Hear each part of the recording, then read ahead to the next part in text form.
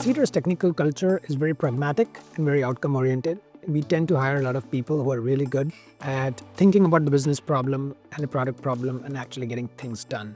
I think both in knowing sort of where the boundaries of each other's roles are and then intentionally leaning across those boundaries, engineering, product, and design can sort of come together to see a fuller solution and sort of iterate rapidly. So engineering, product, and design actually work together on almost everything from the get-go. So when that means our PMs are looking into research, they'll bring in our designers and our engineers. And likewise, when our designers are mocking up new solutions, they'll bring in engineers and PMs to collaborate and ask them questions and be like, hey, do you find a new edge case? One feature that my team worked on is machine learning discounts, which really helps to drive affordability of healthcare. Another is our AI voice agent, Cora, which helps more on the accessibility side, helping patients really understand their bill and kind of guide them through that process.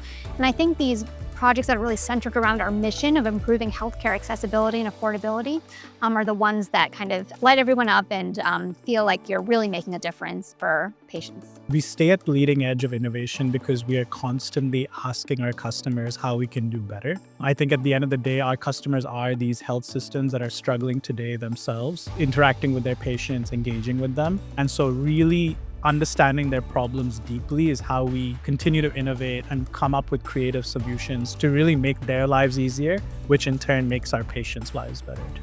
Cedar started about 9 years ago, focused primarily on how do we make bills more understandable, convenient to pay, really evolving from bills that were just inscrutable, mostly on paper.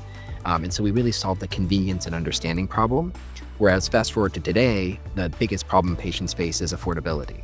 And I'm really proud that Cedar, over the past few years, has been investing more and more heavily into solving the affordability problem. At every stage, when we're thinking about what's coming up next, what are we going to be doing, what are our major milestones, the project definition process that incorporates not only like, what do I need to do for the company, what do I need to do for the product, but like, what do I find exciting and what would I like to be doing in order to expand my repertoire and make myself a more seasoned, more capable engineer.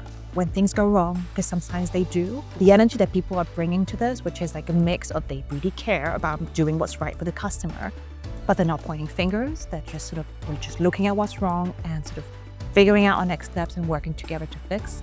And in those types of cultures, when you feel like your teammates have your back and you are going to focus on the customer need at all costs, that is great culture to feel like you can fail and you can experiment, you can try new things and not be afraid. Ask about things that aren't in your domain. If you want to be a 10x individual, you need to be able to work laterally across the stack, not just in your swim lane. And so driving towards that, starting from the interview through the job is what's going to set you up for success. Cedar really is an open book. And I really would encourage people when they're interviewing, make sure you ask all your questions. Make sure you really get to know Cedar because I think you're going to love what you see.